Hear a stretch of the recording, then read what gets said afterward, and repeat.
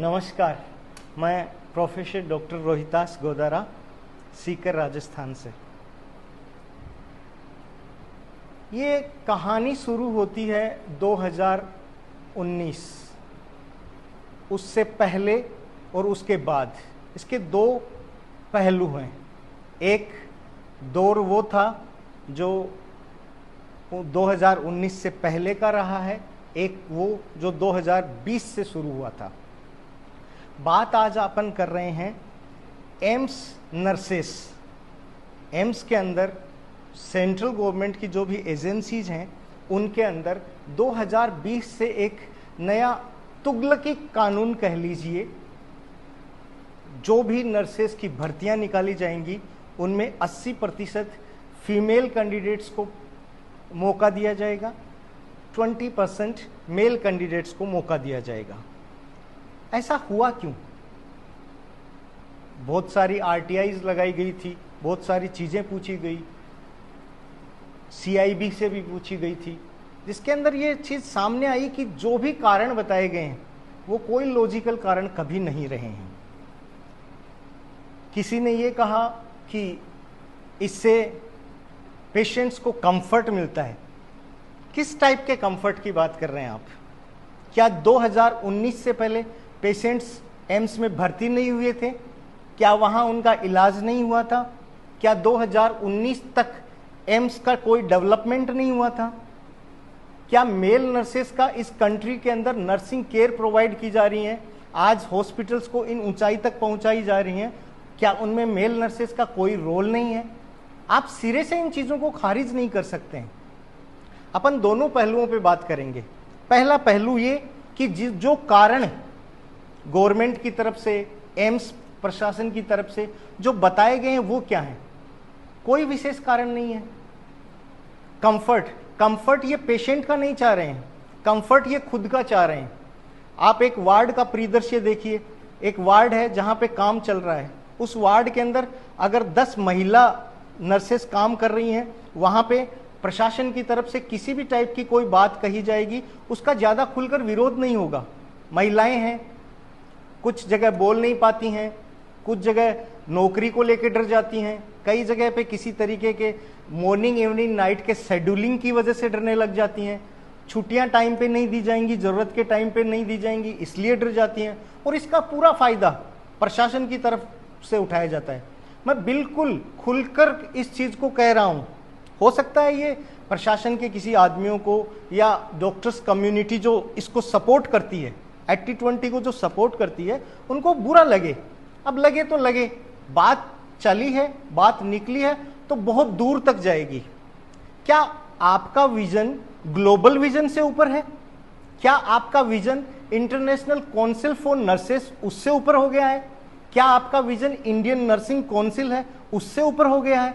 ये जो नाम मैं ले रहा हूं वो नर्सिंग की स्टेट लेवल की, नेशनल लेवल की और इंटरनेशनल लेवल की बॉडीज हैं जो नर्सिंग रेगुलरिटी के लिए काम करती हैं। कहीं पे भी इस तरीके का कोई नियम, कोई कानून नहीं डाला गया है कि 80-20 के रेशियो से ही सिलेक्शन किए जाएं। ये सारा खुद के कंफर्ट के लिए किया जा रहा है। वार्ड के अंदर जो भी काम, आज भी ऐसी हालत है कि नर्सेस जो कि वार्ड में काम होते हैं, जो नर्सिंग के काम नहीं है, वो काम भी दबाव डालकर करवाए जाते हैं। एक मेल नर्स अगर 5 महिला नर्सेस के बीच में काम कर रहा है, वो उसका विरोध खुलकर करता है कि नहीं, ऐसा नहीं होना चाहिए, ये नर्सिंग का काम नहीं है।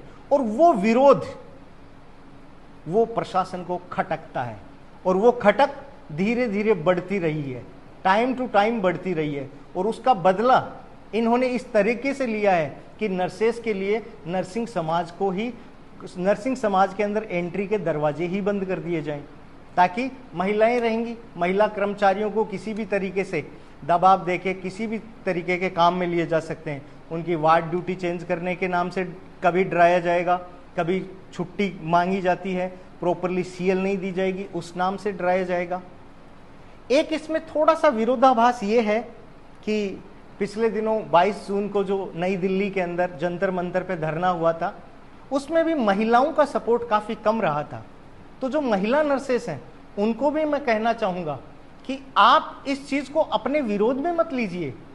80-20 को हटाना या ये जो जेंडर डिस्क्रिमिनेशन हो रहा है इसको रिमूव करना, ये आपके अगेंस्ट कोई आंदोलन नहीं है, ये प्रशासन के खिलाफ है। जो ये तुगलकी नियम लाए हैं उनके खिलाफ है। और ये नियम देखिए किस दौर में आया है। हमने जब ये नियम बना था उस टाइम पे ही कोविड का दौर देखा है। कोविड के दौर में जिस तरीके से महिला नर्सेस ने काम किया था, कंधे से कंधा मिलाकर डॉक्टर्स के साथ में विपरीत परिस्थितियों में किस तरीके से मेल नर्सेस ने भी काम किया था। और आपको मैं बता दूं कि ग्लोबल लेवल पे इंडियन नर्सेस के उस काम को देखते हुए ही आज ऑस्ट्रेलिया, जर्मनी, इसके साथ साथ यूके, यूएसए, जापान, इन सब कंट्रीज से भारी डिमांड के साथ इंडियन नर्सेस को मांगा जा रहा है। आपको क्या लगता है, क्या वो बेवकूफ है? बिल्कुल नहीं है, वो चीजों को समझते हैं। जितना वर्क, कई चीजें ऐसी होती हैं, कई डिपार्टमेंट्स ऐसे होते हैं जहां पे हो सकता है कि फीमेल नर्सेस हैं उनसे कंफर्ट आए। जैसे अपन बात करें कि लेबर रूम एक ऐसी जगह है, मे भी हो सकता है वहां पे महिलाएं लेबर के लिए जाती हैं, वहां पे महिला कर्मचारी हो तो उनको ज्यादा कंफर्ट महसूस होता है। ये एक चीज समझ में आती है। लेकिन किसी ortho ward, burn ward, surgery ward, medical ward, eye ward, अरे आई वार्ड, ईएनटी वार्ड, ये ऐसे वार्ड्स भी तो हैं जहां पे कोई चीज के अंदर आपको प्राइवेसी की जरूरत ही नहीं है। ये तो बॉडी के आउटर पार्ट्स हैं और इनर पार्ट्स भी होते हैं। तो क्या होता है, एक डॉक्टर तो अपने मरीज को इस तरीके से लेता है कि वो उसका खुद का चाइल्ड हो, केयर करता है। एक नर्स केयर करती है तो वो बड़ों को अपने पेरेंट्स मान के केयर कर रही होती है, छोटों को अपने सिबलिंग्स मान के केयर कर रही होती है। आप इस चीज को कतई नहीं नकार सकते हैं कि आज हिंदुस्तान के अंदर नर्सिंग केयर स्टैंडर्ड्स जो मेंटेन हुए हैं, उन नर्सिंग केयर स्टैंडर्ड्स को मेंटेन करने के अंदर महिला नर्सेस के साथ साथ बड़ा रोल मेल नर्सेस का रहा है। सरकार क्यों चाह रही है, इसके पीछे क्या इनका बड़ा कोई मोटिव पल रहा है, ये समझ से परे है। लेकिन ये विकट स्थिति है। आने वाला जो नर्सिंग का दौर होगा उसमें आने वाली समस्याएं होंगी, उनका अभी तक आप इमेजिनेशन कर नहीं पा रहे हैं। अगर ये नियम इसी तरीके से लागू रहा या आगे चल के ये नियम प्रमोशन के अंदर भी आ जाता है या स्टेट लेवल पे भी इस नियम को इम्प्लीमेंट कर दिया जाता है, तो निश्चित तौर पर नर्सिंग समाज का भला नहीं हो पाएगा। इसमें बहुत सारी समस्याएं आने लग जाएंगी। इसलिए जो नर्सिंग कर चुके हैं, जो सेंट्रल जॉब में हैं, उनको सबको मेरा रिक्वेस्ट है कि प्लीज आप लोग सपोर्ट करें।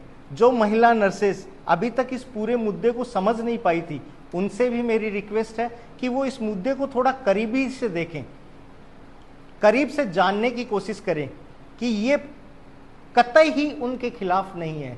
और जो नर्सिंग कर रहे हैं उनसे विशेषकर मेरा अनुरोध है कि आप ही आने वाली पीढ़ी हो, आप ही आगे के नर्सिंग समाज के तारणहार हो, तो आप लोगों को इसके अंदर खुलकर सपोर्ट करना चाहिए। जो दिल्ली फिजिकली जंतर मंतर पे धरना चल रहा है उसमें आ सकते हैं वो जरूर पहुंचें, जो नहीं आ सकते तो जहां हैं वहां से सपोर्ट करें, सोशल मीडिया के थ्रू आउटली सपोर्ट करें। जो लिख सकते हैं वो लिख के सपोर्ट करें, जो बोल सकते हैं वो बोल के सपोर्ट करें, और जो आ सकते हैं वो वहां आकर पुरजोर तरीके से, एक जंतर मंतर पे चल रहा ये धरना है, वो ताबूत में आखिरी कील की तरह साबित होगा। निश्चित तौर पे ये डिसीजन बदलेगा। बस जरूरत है कि आप सब लोग एक साथ आएं, एक साथ रहें, मजबूती से डटे रहें। परेशानियां और भी झेलनी पड़ सकती हैं, उन सब के लिए अपने आप को तैयार रखें। बिल्कुल पॉजिटिव रिजल्ट निकल के आएगा। जय नर्सेस, वंदे मातरम, जय भारत।